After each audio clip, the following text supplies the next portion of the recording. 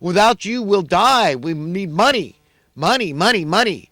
It exemplifies everything we need is satisfied from money, is because that's the way we've been trained to believe.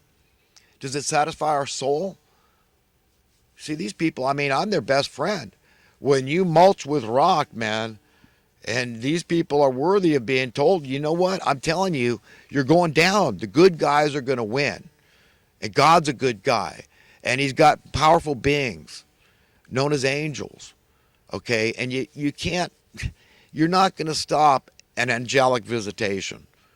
Okay? And you haven't all through history. And there's evidence to this day. There's so much video evidence that's all so true. It's a fact. There's a God, and the God has angels, and there's no military in the world that can stop. I mean, these angels have, there's reports of them shutting down nuclear missile sites. They're shutting them all down. They're unready. They go to unready mode. Yeah, that's God. That's what God is doing. And they know that. They know that. A lot of these people know the Bible better than me, and they believe it. You understand? It's written that even the demons believe and tremble. It's weird, man. I mean, and they're at the top. These are the people running the show, and they're like, I mean, they're like demonic, spoiled brat children that have gone off the rails. They've hijacked the candy store, and well, you know what? I mean, what are you going to do about it? What can you do? What can you do? We've got you divided. We've got you balkanized in America. The Federal Labor Department is supposed to be looking after the interests of federal minimum wage workers. I mean, if they're doing anything, I mean, shouldn't that be it? A minimum wage standard. Why'd we even bother coming up with a minimum wage standard in America? You understand? There was a reason. To protect the rights of labor. To keep them from being taken advantage of by unscrupulous employers, to prevent what is slavery, a branch of slavery. If you're exploiting workers, subjugating them and marginalizing them because they're uneducated or unskilled, well, then teach a monkey. If it's unskilled, certainly monkeys can do it, right? Dogs, maybe. What are you going to do? Where's your robots then? Then why do you need these people? And then if we're going there, I mean, how about all these people in finance? Who needs all this crap? When they're just raising our burden. Then we got the mainstream media out there telling you, oh no, we're just raising the value. It's good. The price of your property went up. That's equity. Well, we're not going to talk about how that's some other man's burden. See, we've been kicking the can down the road, passing the buck for so long. That's why I'm always saying we're in a lot of trouble. We're down this demonic rabbit hole toward hell a long way. And we need God more and more and more and more and more. I do, you do, we all do. We need to pray. We need to care about each other. We need to do what the evildoers don't want us to do. Figure it out and unite and come against them as one unified force under the hand of God, saying, look, we're done with you people. Stop oppressing us. These people will get away. I mean, the sky's the limit. They are deliberately trying to cause poverty, more poverty in America. We always know it's always been here, okay? But do you want to be one of the ones that excuses it? Ever-increasing poverty, ever-increasing wealth imbalance, and think that's cute? Think it's okay as long as you're on the right side of the equation? That's okay with you? And you think that's God's opinion, that that's okay? He doesn't want you to speak out against it? I mean, you got to, figure it out, friend. It's not okay. We got to get it together. We got to give a damn about each other. Understand that your welfare is literally my welfare. My welfare is literally your welfare. And we see these destitutely poor people, the desperately poor out there to the point of homelessness, and knowing these aren't criminals. Otherwise, if they were, wouldn't they be behind bars, costing the taxpayers over $100,000 a year here in California? One person, one inmate, 1 year, $100,000.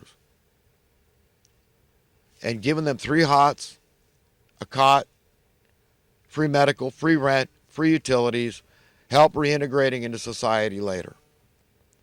If they say, well, their desperation drove them to committing a crime, which is the vast majority of crime that's being committed out there. You understand how stupid this is, that we're maintaining this reality that's been shoved down our throats from birth by evil men, I'm not accepting it. I'm saying, oh God Almighty, man, if there's one thing I do, I'm object. I'm on record. I'm not. I'm their best friend. I'm the guy that's saying, you know what? I'm warning you that you're on the highway to hell. Okay, you're going down at the very hand, the finger of God. That's it. I mean, there's only two places to go from here, up or down.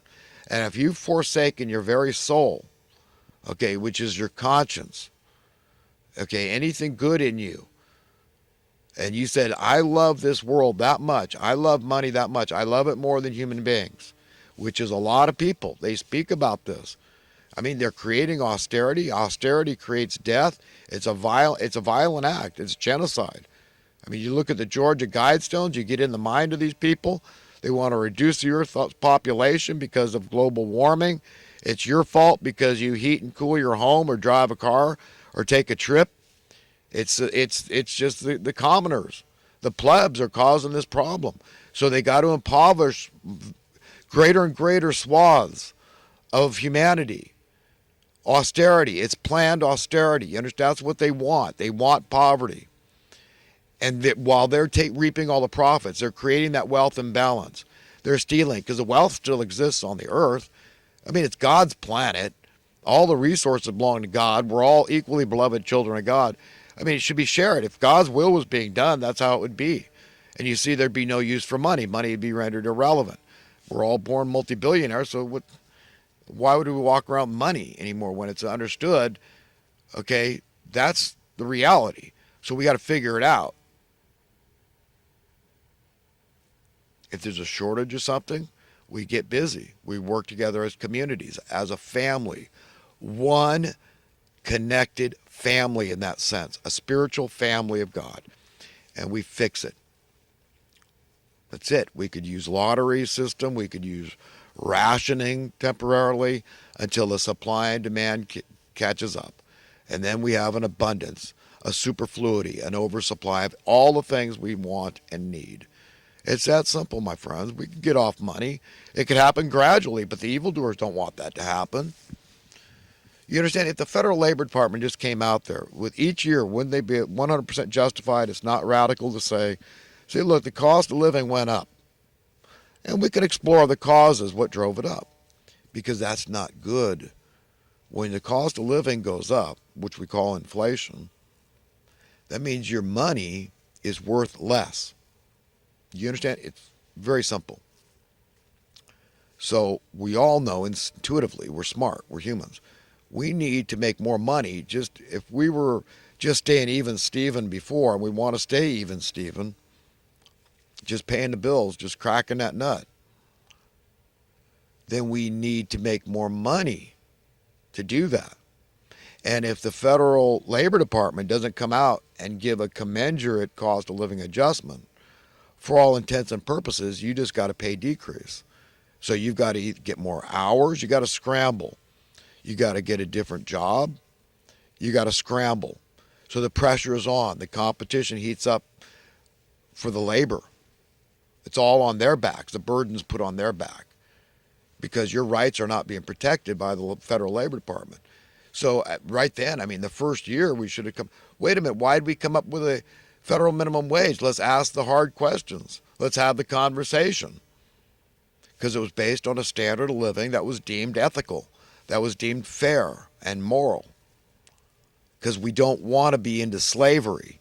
We want people to be able to get ahead. They're willing to go out there and work day in and day out, sometimes sun up to sundown, doing these jobs in factories and farms and all these jobs we refer to as unskilled, and they don't deserve a living wage. We got to cheat somebody here. We can't all get ahead here. That's a lot of the attitude of the worldly wise ones, the secularists. A lot of them are college and university trained people with degrees, but they've got that elitist mentality. So they're like mini elitists, I call them. And they're on that same path. I mean, they're in the camp with the most evil, vile, evil genius men at the uppermost echelons of power in this world, training us, defining terms, creating the policies we have to live under our entire lives, essentially creating our reality, the definitions. You understand? And it's that enmity with the will of God, and you've got to get that, man. I mean, it's serious, my friends. I just see it as clear as light of day because I've been just trying